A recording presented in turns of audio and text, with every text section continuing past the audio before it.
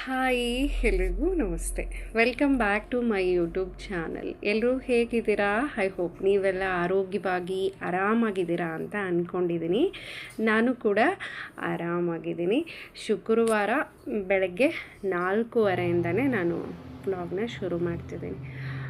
ತುಂಬ ದಿನ ಆಯಿತು ಮಾರ್ನಿಂಗ್ ರುಟೀನ್ನ ನಾನು ನಿಮ್ಮ ಜೊತೆ ಶೇರ್ ಮಾಡ್ಕೊಂಡಿರಲಿಲ್ಲ. ಸೊ ಹಾಗಾಗಿ ಆಲ್ಮೋಸ್ಟ್ ಮಕ್ಕಳ ಸ್ಕೂಲ್ ಇದೆ ಅಂದರೆ ನನ್ನ ರುಟೀನ್ ಸೇಮ್ ಆಗಿಯೇ ಇರುತ್ತೆ. ಸೊ ಹುಷಾರಿಲ್ಲದೆ ಇರೋ ಟೈಮಲ್ಲಿ ಅಥವಾ ಸ್ಕೂಲ್ ಇಲ್ಲದೆ ಇರೋ ಟೈಮಲ್ಲಿ ಸ್ವಲ್ಪ ಆ ಕಡೆ ಈ ಕಡೆ ಆಗ್ತಾ ಇರುತ್ತೆ. ಇನ್ನೂ ನನ್ನ ಚಾನಲ್ನ ಸಬ್ಸ್ಕ್ರೈಬ್ ಮಾಡದೆ ನೋಡ್ತಾ ಇರೋರು ಅಥವಾ ಹೊಸ್ದಾಗಿ ನನ್ನ ಚಾನಲ್ ನೋಡೋರು ಸಬ್ಸ್ಕ್ರೈಬ್ ಮಾಡಿಕೊಂಡು ಸಪೋರ್ಟ್ ಮಾಡಿ. ಫಸ್ಟ್ ಎದ್ದ ತಕ್ಷಣ ಫ್ರೆಶ್ ಅಪ್ ಆಗಿ ಮಕ್ಕಳು ಶೂ ಎಲ್ಲ ಪಾಲಿಷ್ ಮಾಡಿರ್ತೀನಿ.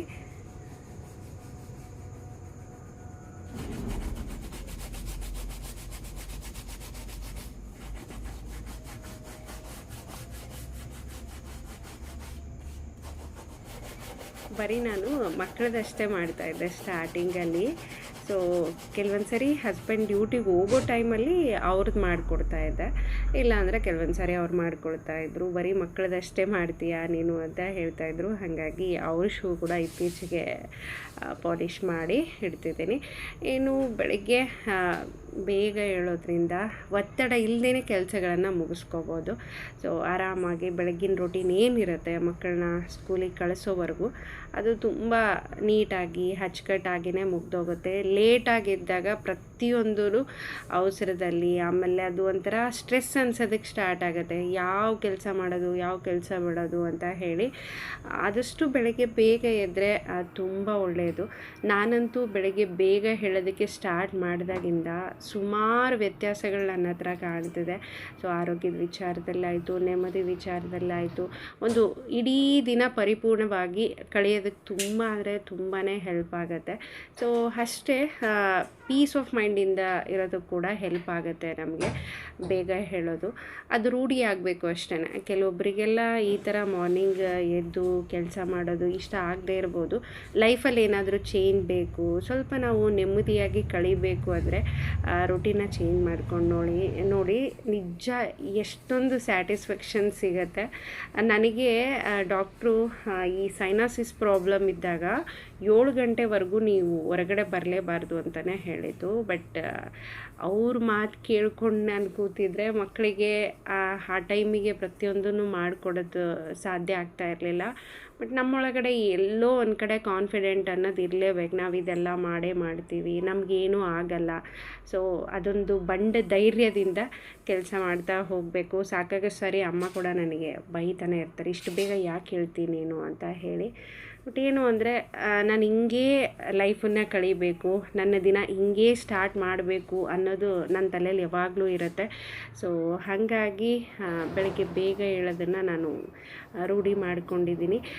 ಮುಂಚೆ ನನಗೆ ಎದ್ದ ತಕ್ಷಣ ಸುಮಾರು ಶೀತ ಆಗೋದು, ಆಮೇಲೆ ನೋಸ್ ಎಲ್ಲ ಬ್ಲಾಕ್ ಆಗೋದು, ಆ ಥರ ಹೆಲ್ತ್ ಪ್ರಾಬ್ಲಮ್ಸ್ ಸಾಕಾಗಷ್ಟಿತ್ತು. ಬಟ್ ಬರ್ತಾ ಬರ್ತಾ ಬರ್ತಾ ಫುಡ್ಡಲ್ಲಿ ಸುಮಾರು ಬದಲಾವಣೆ ಮಾಡ್ಕೊಂಡ್ಮೇಲೆ ತುಂಬ ಬದಲಾವಣೆ ಆಗಿದೆ. ಬಟ್ 100% ಹೋಗಿದೆ ಅಂತ ಅಲ್ಲ, ಖಂಡಿತ ಬರ್ತಾ ಬರ್ತಾ ಕ್ರಮೇಣವಾಗಿ ಪ್ರತಿಯೊಂದು ಕಡಿಮೆ ಆಗುತ್ತೆ.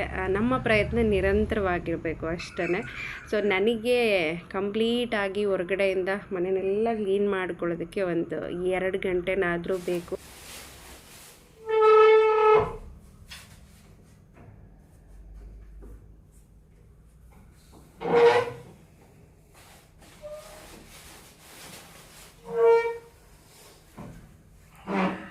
ಮನೇಲಿ ಎಕ್ಸ್ಟ್ರಾ ಥಿಂಗ್ಸ್ ಆ್ಯಡ್ ಆದಂಗೆಲ್ಲ ಕ್ಲೀನಿಂಗ್ ಟೈಮ್ ಕೂಡ ಜಾಸ್ತಿ ಆಗ್ತಾ ಹೋಗುತ್ತೆ.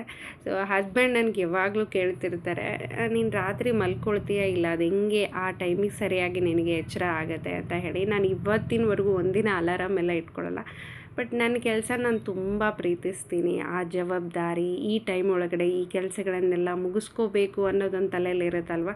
ಸೊ ಹಾಗಾಗಿ ಆ ಟೈಮಿಗೆ ಸರಿಯಾಗಿ ನಾನು ಎದ್ದು ನನ್ನ ಕೆಲಸಗಳನ್ನು ಸ್ಟಾರ್ಟ್ ಮಾಡ್ಕೊಳ್ತೀನಿ.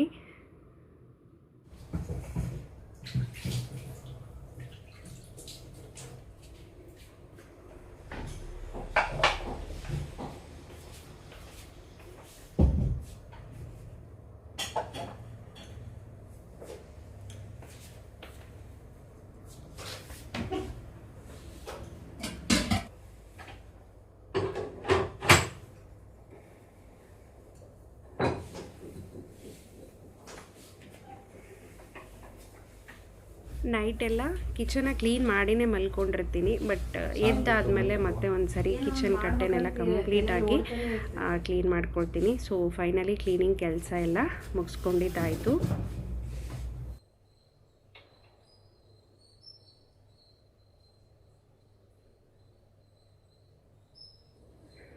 ಎಷ್ಟೇ ಬೆಳಗ್ಗೆ ಬೇಗ ಎದ್ದು ಕೆಲಸ ಸ್ಟಾರ್ಟ್ ಮಾಡಿಕೊಂಡ್ರೂ ಕೂಡ ಪೂಜೆ ಮುಗಿಯೋಷ್ಟೊತ್ತಿಗೆ 6-6:30 ಆಗುತ್ತೆ. ಸೊ ಇನ್ನು ಪೂಜೆ ಕೂಡ ಕಂಪ್ಲೀಟ್ ಮಾಡ್ಕೊಂಡಿದ್ದಾಯಿತು. ಇವಾಗ 2 ಸರಿ ಆಯಿತು ಒಳ್ಳೆ ಮಳೆ ಬರ್ತಿದೆ. ಒಂದೊಂದು ಗಂಟೆ ಹೆಂಗೆ ನೀರು ಸುರಿತಿದೆ ಅಂದರೆ ಫಸ್ಟ್ ಟೈಮ್ ಈ ಥರ ನಾವಿಲ್ಲಿ ಮಳೆ ನೋಡ್ತಿರೋದು. ಆದರೂ ಕೂಡ ಎಷ್ಟೊಂದು ಕುದಿ ಉಂಬ್ರ ಇದೆ ಅಂದರೆ ಬೆಳಗಿನ ಜಾವ ಕೂಡ ಫುಲ್ಲು ಸೆಕೆ, ಅಂದರೆ ನೀರು ಇಳಿತಾನೇ ಇರುತ್ತೆ ಮೈ ಮೇಲೆಲ್ಲ. ಸೊ ನೋಡ್ಬೋದು ಇಲ್ಲಿ ದಳ ದಳ ದಳ ನೀರು ಬರ್ತಾನೆ ಇದೆ. ಇವತ್ತು ಟಿಫನಿಗೆ ಚಪಾತಿ ಮಾಡ್ಕೊಳ್ತಿದ್ದೀನಿ. ಅಂದರೆ ರೊಟ್ಟಿ ಮಾಡೋಣ ಅಂತ ಅಂದ್ಕೊಂಡಿದ್ದೆ, ಬಟ್ ನಿನ್ನೆ ಮರೆತೋಗಿ ಹಿಟ್ಟು ಹಾಕ್ಸಿಲ್ಲ. ಸೊ ಚಪಾತಿನೇ ಮಾಡ್ಕೊಳ್ತೀನಿ. ಇನ್ನು ನಾನಿಲ್ಲಿ ಫಸ್ಟು ಟ್ಯಾಬ್ಲೆಟ್ನ ತೊಗೊಂಡು ಇನ್ನು ಮಿಕ್ಕಿರೋ ಕೆಲಸಗಳನ್ನು ಸ್ಟಾರ್ಟ್ ಮಾಡ್ಕೊಳ್ತೀನಿ.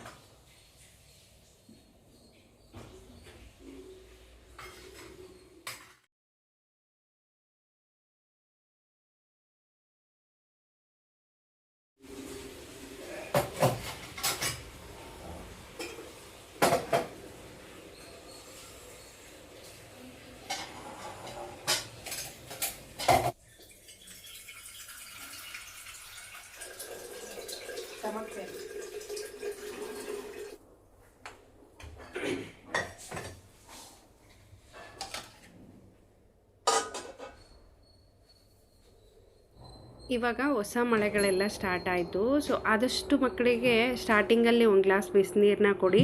ಕಂಪ್ಲೀಟ್ ಈ ಮಳೆಗಾಲ ಚಳಿಗಾಲ ಹೋಗೋವರೆಗೂ ಬಿಸಿನೀರನ್ನ ಕೊಟ್ಟರೆ ತುಂಬ ಒಳ್ಳೆಯದು. ಈ ಕೆಮ್ಮು ಶೀತ ಈ ಥರ ಅವಾಯ್ಡ್ ಆಗುತ್ತೆ ಅಂತ ಹೇಳಿ ನಾನಿಲ್ಲಿ ಪನ್ನೀರ್ ಚಪಾತಿ ಮಾಡ್ಕೊಳ್ಳೋಣ ಅಂತ ಹೇಳಿ ಇನ್ನು ಶೇಂಗಾಕಾಳು ಸಲಾಡ್ನ ಮಾಡ್ಕೊತಿದ್ದೀನಿ.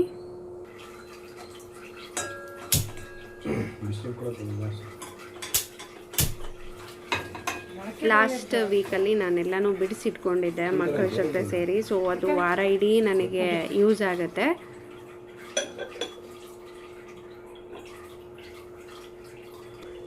ಇವತ್ತು ಪನ್ನೀರ್ ಜೊತೆ ನಾನಿಲ್ಲಿ ಮೆಂತ್ಯ ಸೊಪ್ಪನ್ನು ಕಟ್ ಮಾಡಿ ಸೇರಿಸ್ಕೊಳ್ತಿದ್ದೀನಿ.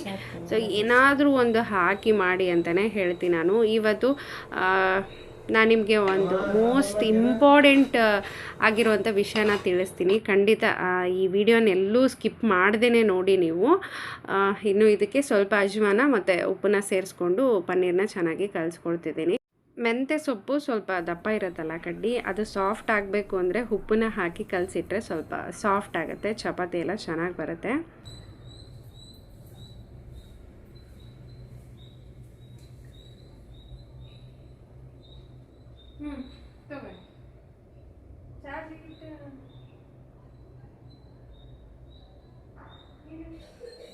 ನೋಡಿದೆ ನಾನು ಅವಾಗೆ ಬಂದು. ಉಪ್ಪಾಯ್ತು ನೋಡಮ್ಮ, ಸಕ್ಕರೆ ಅಲ್ಲಿ ಚಿನ್ನಮ್ಮ.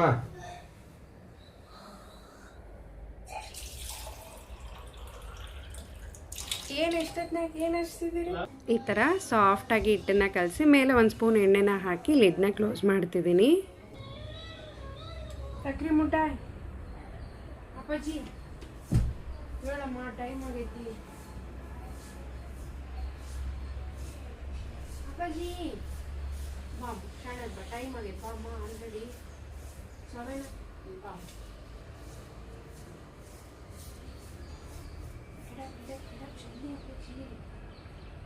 ನಾ ಸ್ಕೂಲ್ ಬಸ್ ಬರ್ತೈತೆ, ನಾ ಟೈಮ್ ಸರಿಯಾಗಿ ಹೋಗಿಲ್ಲ ಅಂದ್ರೆ ಅವ್ರು ಹೋಗ್ಬಿಡ್ತಾರೆ, ನಿಲ್ಸಂಗಿಲ್ಲ. ಬಾ. Good morning, good morning.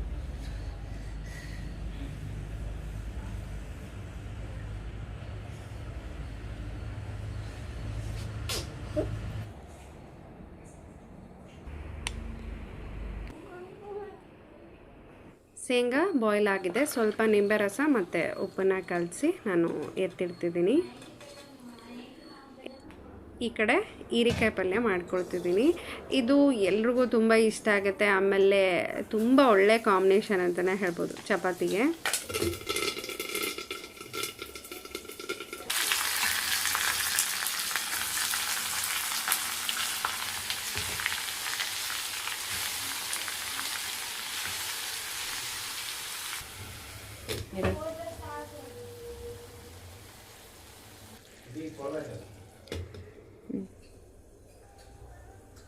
ಇವು ಅವು ದಪ್ಪ ಮಾಡಿರ್ತೀವಲ್ಲ, ಗೆದ್ದಿರ್ತಾವ, ಒಂದು ಗೆದ್ದಿರಲ್ಲ, ಎಲ್ಲ ಮತ್ತೆ ಹೋಗಿರ್ತಾವ.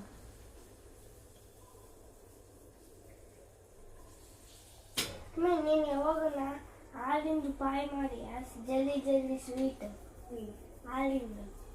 ಯಾರು ಮಾಡಿದ್ರು? ನಿಮ್ಮ ಫ್ರೆಂಡ? ಅಲ್ಲ, ಜಲ್ದಿ ಜಲ್ದಿದು ಸ್ವೀಟ್ ಮಾಡಿಲ್ಲ. ಅದು ದನ ಇದ್ದಿದ್ಮೇಲೆ ಗಿಣ್ಣ ಮಾಡಿದ್ದೆ. ಯಾಕೆ ಕೊಟ್ಟಿದ್ದಲ್ಲ? ನೀ ಎಲ್ಲಿ ಊರಿಗೆ ಹೋಯ್ತೆ? ಅಜ್ಜಿ ತಕ್ಕಿದ್ದಿ. ಯಾರು ಹೇಳಿದ್ರು ನಿನಗೆ ಮಾಡಿದ್ದೆ? ವೈಭವ್ ಪಪ್ಪ. ಅದಕ್ಕೆ ಪಪ್ಪ ತಿಂದಿಲ್ಲ ಪಪ್ಪ ನಾನು ಅಂತ ಹೇಳಿದ್ದೆ. ಅಂಕಲ್ ಕೊಟ್ಟಿದ್ರು ಒಂದ್ಸರಿ ಹಾಲು ತಂದು. ಒಂದ್ಸರಿ ಕೂಡ ಈಗ ಕೊಟ್ಟಿದ್ದೆ ಅಲ್ಲ, ಒಂದ್ಸರಿ ಮಾಡಿ ಹೇಳಿ. ಇದ್ದಾಗೆ ಒಂದ್ಸರಿ ಮಾಡಿದ್ದೆ, ನೀನು ಊರಿಗೆ ಬಂದ್ಮೇಲೆ ಒಂದ್ಸರಿ ಮಾಡಿ. 2 ಟೈಮ್ ಕೊಟ್ಟಿದ್ರು ನನಗೆ. ಯಾವ್ದು ಒಂಥರ ವೈಟ್ ಇಷ್ಟ ಇರ್ತಲ್ಲ, ನೀನ್ ಕೊಟ್ಟಿದ್ದು ಯಾವ ಕಲರ್? ಅದು ಸ್ಕಿನ್ ಕಲರ್, ಗ್ರೀನ್ ಕಲರ್. ಅದೇ ಕಲರ್ ಇರೋದದು. ಸ್ನಾಕ್ಸ್ ಗಿಟ್ಟ ಅದು ಕೊಟ್ಟಿದ್ದಲ್ಲ, ಮಾಡು ಸ್ನಾಕ್ಸ್ ಇಟ್ಕೊಂಡೋದು ಏನಾಗಲ್ಲ.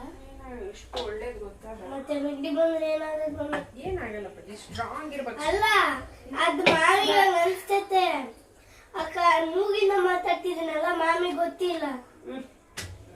ಅದಕ್ಕ ನನಗೆ ನೆಗಡಿ ಬಂದಾಗ ಕಣ್ಣಾಗ ನೀರ್ ಬರಂಗ ಅನ್ಸ್ತೈತಲ್ಲ, ಬಂದ್ರೆ ಕರೆಕ್ಟ್ ಸರ್ನ ಕರೆದ್ರೆ ಸಾಕು. ಚಪಾತಿ ರೆಸಿಪಿನ ಶೇರ್ ಮಾಡಿದಾಗ ತುಂಬ ಜನ ಅದಕ್ಕೆ ಕಾಮೆಂಟ್ ಕೂಡ ಹಾಕಿರ್ತೀರ, ಟ್ರೈ ಮಾಡಿ. ನಿಜವಾಗ್ಲೂ ತುಂಬ ಖುಷಿ ಅನಿಸುತ್ತೆ. ಖಂಡಿತ ಮಕ್ಕಳಿಗೆ ಮಾಡಿಕೊಡ್ತಿದ್ದೀವಿ ಅಂದಾಗ ಅದು ಸ್ವಲ್ಪ ಸ್ಪೆಷಲ್ ಆಗಿತ್ತು ಅಂದರೆ ಅವ್ರು ಇಷ್ಟಪಟ್ಟು ತಿಂತಾರೆ. ಹಾಗಾಗಿ ಸೊ ಖಂಡಿತ ಈ ಥರದ್ದು ಇನ್ನಷ್ಟು ನಾನು ಒಳ್ಳೊಳ್ಳೆ ರೆಸಿಪಿಗಳನ್ನು ನಿಮ್ಮ ಜೊತೆ ಶೇರ್ ಮಾಡ್ಕೊಳ್ತಿರ್ತೀನಿ. ಮಕ್ಕಳಿಗೆ ಪ್ಲೇಟಲ್ಲಿ ಹಾಕೊಟ್ಬಿಟ್ಟು ಆಲ್ರೆಡಿ ಟೈಮ್ ಆಗಿತ್ತು, ಬಾಕ್ಸ್ ಕೂಡ ರೆಡಿ ಮಾಡ್ತಿದ್ದೀನಿ.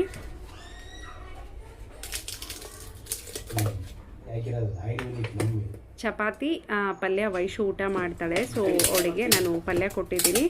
ಇನ್ನು ಸ್ನ್ಯಾಕ್ಸಿಗೆ ಬಂದು ಶೇಂಗಾ ಕಾಳನ್ನ ಕೊಟ್ಟಿದ್ದೀನಿ ವೈಶುಗೆ, ವೈಭವ್ಗೆ ಆ್ಯಪಲ್ ಕೊಟ್ಟಿದ್ದೀನಿ. ಆಮೇಲೆ ಅವ್ನು ಚಪಾತಿ ಜೊತೆ ಅವ್ನ ಬೆಸ್ಟ್ ಕಾಂಬಿನೇಷನ್ ಅಂದರೆ ಪುಡಿ ತುಪ್ಪ, ಸೊ ಅವನಿಗೆ ಅದನ್ನು ಕೊಟ್ಟಿದ್ದೀನಿ.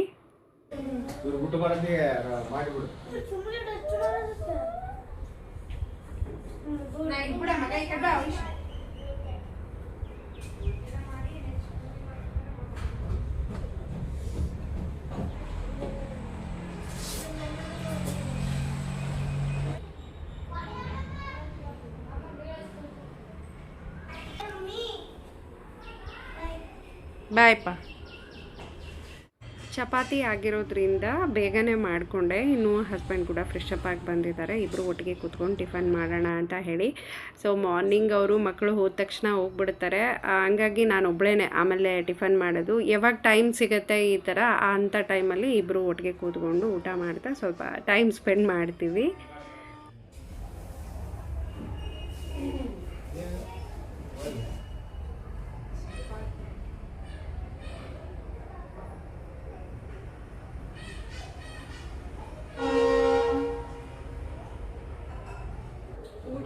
ಊಟ ಇದ್ರೆ ಸಾಲ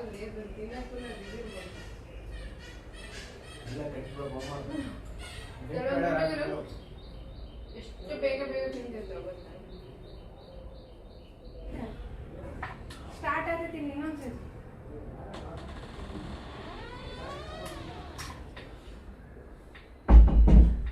ಹಸ್ಬೆಂಡ್ ಕೂಡ ಡ್ಯೂಟಿಗೆ ಹೊರಟರು.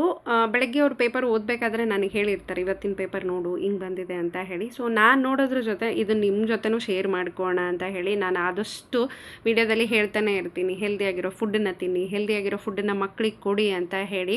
ಸೊ 2024, 25, 26 ಈ ಥರ 3 ವರ್ಷದಿಂದ ಗಣನೀಯವಾಗಿ ಏರಿಕೆ ಕ್ರಮದಲ್ಲಿ ಹೋಗ್ತಾ ಇದೆ. ಎಷ್ಟೇ ಟೆಕ್ನಾಲಜಿ ಮುಂದುವರೆದ್ರು, ಎಷ್ಟೇ ಒಳ್ಳೊಳ್ಳೆ ಮೆಡಿಸನ್ ಇದ್ರೂ ಕೂಡ ಕ್ಯಾನ್ಸರ್ ಅನ್ನೋದಂತೂ ತಡೆಯೋಕ್ಕಾಗ್ತಾ ಇಲ್ಲ. ಮಕ್ಕಳ ಮೇಲೆ ಅತಿ ಹೆಚ್ಚು ಕ್ಯಾನ್ಸರ್ ಕಾಣಿಸ್ತಿದೆ, ಅದು ಬ್ಲಡ್ ಕ್ಯಾನ್ಸರು ಅಂತ ಹೇಳಿ. ನಾವು ಕೊಡುವಂಥ ಊಟದಿಂದ ಇದೆಲ್ಲ ಆಗ್ತಿದೆ ಅನ್ನೋದು ಗೊತ್ತಾಗ್ತಿದೆ. ಸೊ ಆದಷ್ಟು ಫುಡ್ ಕಡೆ ಗಮನ ಕೊಡಿ, ಹೆಲ್ದಿಯಾಗಿರುವಂಥ ಲೈಫನ್ನು ಲೀಡ್ ಮಾಡಿ. ಸೊ ನಮ್ಮ ಮನೆಯಲ್ಲಿರುವಂಥದ್ದೇ ಮೆಡಿಸನ್ನು, ಅದನ್ನೇ ನಾವು ಒಳ್ಳೆ ರೀತಿಯಾಗಿ ತೊಗೋಬೇಕು ಅಷ್ಟೇ. ಆದಷ್ಟು ಜಂಕ್ ಫುಡ್ ಏನಿರುತ್ತೆ ಅದನ್ನು ಅವಾಯ್ಡ್ ಮಾಡಿ. ನೆನೆಸ್ಕೊಂಡ್ರೆ ಭಯ ಆಗುತ್ತೆ, ಬರ್ತಾ ಬರ್ತಾ ಏರಿಕೆ ಕ್ರಮದಲ್ಲಿನೇ ಹೋಗ್ತಾ ಇದೆ, ಅದೇನೂ ಕಡಿಮೆ ಆಗ್ತಾ ಇಲ್ಲ.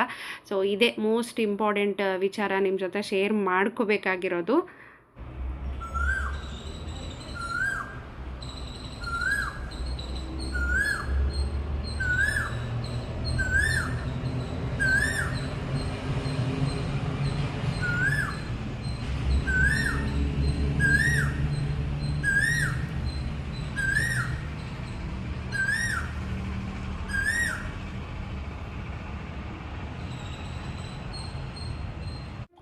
ಏರ್ ಆಯಿಲ್ ಮಾಡಿದ್ದೆ ಅಲ್ವಾ, ಅದನ್ನು ಒಂದು ಗ್ಲಾಸ್ ಜಾರಲ್ಲಿ ಹಾಕಿ ಎತ್ತಿಟ್ಕೊಳ್ತಿದ್ದೀನಿ. ಸ್ಟ್ರಾಂಗ್ ಆ್ಯಂಡ್ ಹೆಲ್ದಿ ಹೇರ್ ಅಂತಲೇ ಹೇಳ್ಬೋದು. ಇನ್ನು ಇವತ್ತು ಅಣ್ಣವ್ರ ಮಗಳದು ಆಫ್ ಸ್ಯಾರಿ ಫಂಕ್ಷನ್ ಇದೆ. ಸೊ ಅದಕ್ಕೆ ಅಂತ ಹೇಳಿ ನಿನ್ನೆನೇ ಹೋಗಿ ಒಂದು ಡ್ರೆಸ್ನ ತೊಗೊಂಡು ಬಂದೆ. ಇಲ್ಲಿಯವರಾಗಿದ್ದರೆ ಖಂಡಿತ ಒಂದು ಸಲ ಆ ಶಾಪಿಗೆ ವಿಸಿಟ್ ಮಾಡಿ, ತುಂಬ ಚೆನ್ನಾಗಿದೆ. ಸೀರೆಗಳಾಯಿತು ಮತ್ತು ಡ್ರೆಸ್ ಆಯಿತು, ಡ್ರೆಸ್ ಪೀಸ್ ಆಯಿತು, ಪ್ರತಿಯೊಂದು ಚೆನ್ನಾಗಿರುತ್ತೆ. ನನಗೆ ಈ ಕಲರ್ ತುಂಬಾ ಇಷ್ಟ ಆಯಿತು ಅಂತ ಹೇಳಿ ಇದನ್ನು ತೊಗೊಂಡೆ ನಾನು. ಇನ್ನು ಈ ಒಂದು ದಿನ ಏನಿದೆಯಲ್ಲ, ಸಂತೋಷದ ಜೊತೆಗೇ ಜವಾಬ್ದಾರಿ ಕೂಡ ಜಾಸ್ತಿ ಆಗುತ್ತೆ. ಸೊ ಒಳಗಡೆ ಭಯ ಕೂಡ ಇರುತ್ತೆ, ಖುಷಿ ಕೂಡ ಇರುತ್ತೆ. ಇನ್ನು ಹೊರಡೋದಕ್ಕೆ ರೆಡಿ ಆಗಬೇಕು. ಸೀರೆ ಹಾಕ್ಕೊಳ್ಳೋದಾ ಡ್ರೆಸ್ ಹಾಕ್ಕೊಳ್ಳೋದಾ ಅಂತ ಯೋಚನೆ ಮಾಡ್ತಾಯಿದ್ದೆ. ಫೈನಲಿ ಸೀರೆ ಹಾಕ್ಕೊಳ್ಳೋಣ ಅಂತ ಹೇಳಿ ಹಾಗಾಗಿ ಒಂದು ಸೀರೆನ ತೆಕ್ಕೊಳ್ತಿದ್ದೀನಿ. ಈ ಸೀರೆ ಕೂಡ ನಾನು ಈಗೇನು ಡ್ರೆಸ್ ತೊಗೊಂಡು ಬಂದಿದ್ದೀನಲ್ವ, ಮಾನಸಿ ಕ್ರಿಯೇಷನ್ಸ್, ಅಲ್ಲೇ ತೊಗೊಂಡಿರುವಂಥ ಸೀರೆ. ಆಲ್ರೆಡಿ ಸುಮಾರು ವರ್ಷ ಆಯಿತು. ತುಂಬ ಚೆನ್ನಾಗಿದೆ, ಮೆತ್ತಗಿದೆ, ಹಾಕ್ಕೊಳ್ಳೋಕೆ ಬೇಗ ಬರುತ್ತೆ ಅಂತ ಹೇಳಿ ಅದನ್ನೇ ಹಾಕ್ಕೊಳ್ತಿದ್ದೀನಿ. ಸೊ ಆಲ್ರೆಡಿ ಒಂದು ಅರ್ಧ ಗಂಟೆ ಮುಂಚೆ ಅಂತಲೇ ಪ್ಲೇಟ್ಸ್ ಎಲ್ಲ ಮಾಡ್ಕೊಂಡಿದ್ದೆ. ಸಾಫ್ಟ್ ಇತ್ತಲ್ಲ, ಪರವಾಗಿಲ್ಲ ಅಂದ್ಕೊಂಡಂಗೆ ಬಂತು ಅದು. ನಾನು ಸೀರೆ ಹಾಕ್ಕೊಂಡ್ಮೇಲೆ ಹಸ್ಬೆಂಡ್ನ ಕೇಳಿದೆ ಹಿಂಗೆ ಕಾಣ್ತಿದೆ ಅಂತ ಹೇಳಿ. ಅವ್ರು ಹೇಳಿದ್ದು ಒಂದು ಸ್ಕೂಲ್ ಟೀಚರ್ ಇರ್ತಾರಲ್ವ ಹಂಗೆ ಕಾಣ್ತಿದ್ದೀವಿ, ಆಮೇಲೆ ಆಂಟಿ ಈ ಥರ ಕಾಣ್ತಿದ್ದೀವಿ ಅಂತ ಹೇಳಿದ್ರು. ಸೊ ನಿಮ್ಗೆ ಯಾವ ಥರ ಕಾಣ್ತಿದ್ದೀನಿ ಕಾಮೆಂಟ್ ಮಾಡಿ. ನನಗೆ ಆದಷ್ಟು ಸಿಂಪಲ್ಲಾಗಿ ರೆಡಿ ಆಗೋದಕ್ಕೇ ಇಷ್ಟ, ಹಾಗಾಗಿ ಸೊ ಸಿಂಪಲ್ಲಾಗಿ ರೆಡಿಯಾಗಿದ್ದೀನಿ. ಏನಂದು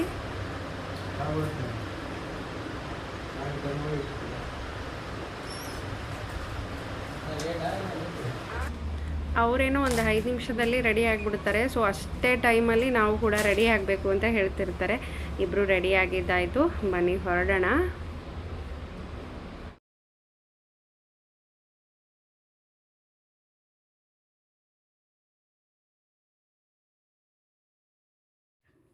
ಹೊರಗಡೆ ಹೋದಾಗ ಅವ್ರು ನಮ್ಗೆ ಎಷ್ಟೇ ಕ್ಲೋಸ್ ಇದ್ದರೂ ಕೂಡ ಒಂದು ಫೋಟೋನೋ ವೀಡಿಯೋನೋ ತೆಗೆಯೋದಕ್ಕೆ ಸಿಕ್ಕಾಪಟ್ಟೆ ಭಯ ಆಗ್ತಾ ಇರುತ್ತೆ ನನಗೆ. ಹಾಗಾಗಿ ಅವ್ರ ಜೊತೆ ತೆಗೆಸಿರುವಂಥ 1-2 ಫೋಟೋನ ಆ್ಯಡ್ ಮಾಡ್ತಿದ್ದೀನಿ.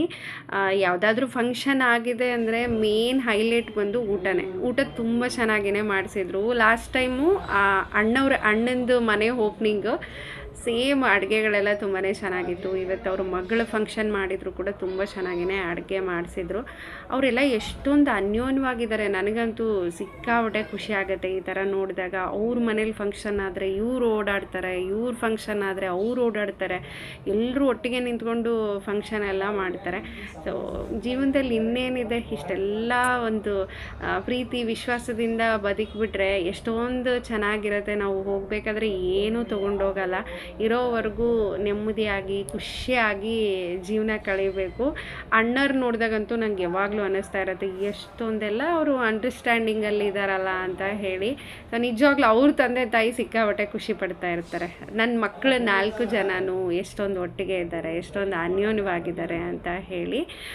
ಇನ್ನು ಹಾಕ್ಕೊಂಡಿರೋ ಸೀರೆನೆಲ್ಲ ಸ್ವಲ್ಪ ಗಾಳಿಗೆ ಹಾಕಿದ್ದೆ, ನೋಡೋಣ ಸ್ವೆಟ್ ಆಗಿದೆ, ಆಮೇಲೆ ಒಂದು ಸರಿ ತೊಳೆದು ಹಾಕೋಣ ಅಂತ ಹೇಳಿ ಮಾಡಿಸಿ ಹಾಗೆ ಎತ್ತಿಡ್ತಿದ್ದೀನಿ. ಇನ್ನು ಮೇಲೆ ಹಾಕಿರುವಂಥ ವೆಜಿಟೇಬಲ್ಗಿನ ಕಸನೇ ಜಾಸ್ತಿ ಆಗೋಗಿದೆ. ರೆಗ್ಯುಲರಾಗಿ ಸ್ವಲ್ಪ ಮಳೆ ಬರ್ತಿದೆ ಅಲ್ಲ, ಹಾಗಾಗಿ ಟೊಮೆಟೊ ಮತ್ತು ಬದನೆಕಾಯಿ, ಪುಂಡೆ ಪಲ್ಯ, ಆಮೇಲೆ ಹಾಗಲಕಾಯಿ ಅದೆಲ್ಲನೂ ತುಂಬ ಚೆನ್ನಾಗಿಯೇ ಬಂದಿದೆ. ಸೊ ಅದು ಸ್ವಲ್ಪ ಕಸ ಎಲ್ಲ ಕ್ಲೀನ್ ಮಾಡಬೇಕು. ಈವ್ನಿಂಗ್ ಟೈಮಲ್ಲಿ ಹೋಗಿ ಮಾಡೋಣ ಅಂತ ಅಂದ್ಕೊಂಡಿದ್ದೀನಿ. ಇನ್ನು ಇವತ್ತೊಂದು ಬೆಸ್ಟ್ ಹೆಲ್ದಿ ಆಗಿರುವಂಥ ಎನರ್ಜಿ ಲಡ್ಡು. ಇದು ಸ್ಕಿನ್ ಕೂಡ ಗ್ಲೋಯಿಂಗ್ ಆಗುತ್ತೆ. ಕ್ಯಾಲ್ಶಿಯಮ್, ಪ್ರೋಟೀನ್, ಐರನ್ ಕಂಟೆಂಟ್ ಎಲ್ಲನೂ ಒಂದೇ ಅದರಲ್ಲಿನೇ ಸಿಗುತ್ತೆ. ಖಂಡಿತ ಈ ಲಡ್ಡುನ ಮಾಡ್ಕೊತೀನಿ ನಾನು. ಎಲ್ಲನೂ ಈ ಒಂದೊಂದು ಬೌಲಷ್ಟು ತೊಗೊಂಡಿದ್ದೀನಿ. ಸೊ ಫ್ರೆಶ್ಶಾಗಿ ಮಾಡ್ಕೊಂಡು ತಿಂದ್ರೇ ಒಳ್ಳೆಯದು. ಹಂಗಾಗಿ 1 ಬೌಲಷ್ಟು ಶೇಂಗಾ, 1 ಬೌಲಷ್ಟು ಎಳ್ಳು, 1 ಬೌಲಷ್ಟು ಕೊಬ್ಬರಿ, ಒಣ ಕೊಬ್ಬರಿ, ಇಷ್ಟೇ ಇದಕ್ಕೆ ಬೇಕಾಗಿರೋದು. ಸೊ ಸ್ವೀಟಿಗೆ ಅನುಗುಣವಾಗಿ ಬೆಲ್ಲನ ಸೇರಿಸ್ಕೋಬೇಕು. ನಾನು ಶೇಂಗಾ ಹುರಿದಿರೋದೇ ಇತ್ತು, ಅದನ್ನು ಹಾಕ್ಕೊಂಡಿದ್ದೀನಿ. ಎಳ್ಳನ್ನು ಹುರ್ಕೊಳ್ತಿದ್ದೀನಿ. ಬಿಳಿ ಎಳ್ಳು, ಕರಿ ಎಳ್ಳು ಯಾವುದಾದ್ರೂ ತೊಗೋಬೋದು. ಸ್ವಲ್ಪ ನನ್ನ ಹತ್ರ ಮಿಕ್ಸ್ ಇರೋದೇ ಇತ್ತು, ಅದನ್ನೇ ಹಾಕ್ಕೊಂಡಿದ್ದೀನಿ. ಆ್ಯಕ್ಚುಲಿ ಪ್ಲೇನ್ ಎಳ್ಳಿದೇನು ಅಂತ ನೋಡಿದೆ ನಾನು, ಇರಲಿಲ್ಲ ನನ್ನ ಹತ್ರ. ರೊಟ್ಟಿ ಮಾಡೋದಕ್ಕೆ ಮಿಕ್ಸ್ ಮಾಡಿ ಇಟ್ಕೊಂಡಿರ್ತೀನಲ್ವ, ಸೊ ಅದನ್ನೇ ಹಾಕ್ಕೊಂಡು ಲಡ್ಡು ಮಾಡ್ಕೊಳ್ತಿದ್ದೀನಿ. ಸೊ ಇವಾಗ ಎಳ್ಳು ಹುರ್ಕೊಂಡಿದ್ದಾಯಿತು.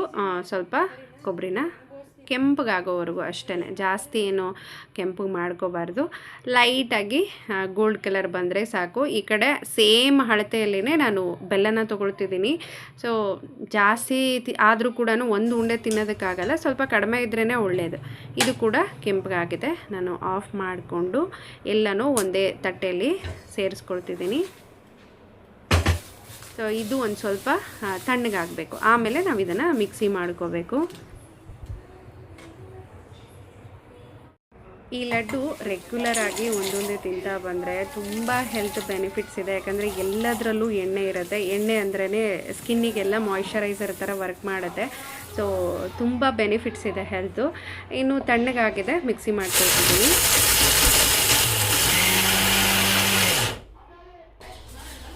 ಇದನ್ನು ಮಿಕ್ಸಿ ಮಾಡಿಕೊಂಡು ಇವಾಗ ಒಂದು ಸ್ವಲ್ಪ ಉಳಿಸಿ ಅದರಲ್ಲೇ ನಾನು ಬೆಲ್ಲನ ಸೇರಿಸ್ಕೊಂಡು ಮತ್ತೆ ಮಿಕ್ಸಿ ಮಾಡ್ಕೊಂಡಿದ್ದೀನಿ.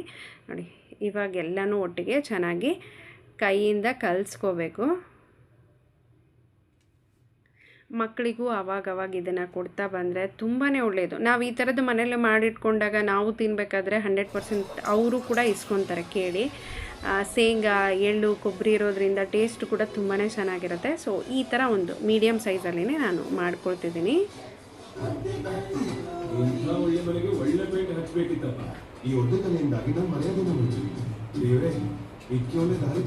ಇವನು ಕೆಳಗಡೆ ಆಟ ಆಡೋದಕ್ಕೆ ಅಂತ ಹೋಗಿದ್ದ. ಸೊ ಮೇಲೆ ಬಂದಿದ್ದಾನೆ ಅಂದರೆ 100% ಏನಾದರೂ ಒಂದು ಕಂಪ್ಲೇಂಟ್ ಇದ್ದೇ ಇರುತ್ತೆ. ನಾನು ಸ್ವಲ್ಪ ಸ್ವೀಟ್ ಕೊಟ್ಟೆ ಇಷ್ಟೆಲ್ಲ ಹೆಂಗಿದೆ, ಅವ್ನ ಮೈಂಡ್ ಡೈವರ್ಟ್ ಮಾಡಬೇಕಿಲ್ಲ ಅಂದರೆ ಅಕ್ಕನ ಕರೆದು ಬಾಯಿ ನನಗೆ ಅವಳು ಕರ್ಕೊಳ್ತಿಲ್ಲ ಆಟ ಆಡೋಕ್ಕೆ ಅಂತ ಹೇಳಿ ಜಗಳ ಮಾಡ್ತಾನೆ ಇರ್ತಾನೆ. ಬಿಡಲೇ ಇಲ್ಲ ಅವನಿಗೆ. ಎಷ್ಟೇ ಹೇಳಿದರೂ ಕೂಡ ವೈಶುನ ಕರೆದು ಹೇಳಿದೆ ನಾನು. ಯಾಕಂದರೆ ಅವರೆಲ್ಲರೂ ಅವ್ರವ್ರ ಫ್ರೆಂಡ್ಸ್ ಜೊತೆ ಆಟ ಆಡ್ತಿರ್ತಾರೆ. ಇಲ್ಲ ನಾನು ನೀವು ಕರ್ಕೋಬೇಕಂತ ಇವನು. ಸೊ ಇಬ್ಬರದು ಇದಿದೆ, ಇದಂತೂ ಸ್ಟಾಪ್ ಆಗೋದೇ ಇಲ್ಲ. ಸೊ ನೋಡಿ, ಇಷ್ಟ ಆಯಿತು ಉಂಡೆ. ತುಂಬ ಟೇಸ್ಟಿಯಾಗಿರುತ್ತೆ. ಖಂಡಿತ ನೀವು ಒಂದ್ಸಲ ಟ್ರೈ ಮಾಡಿ.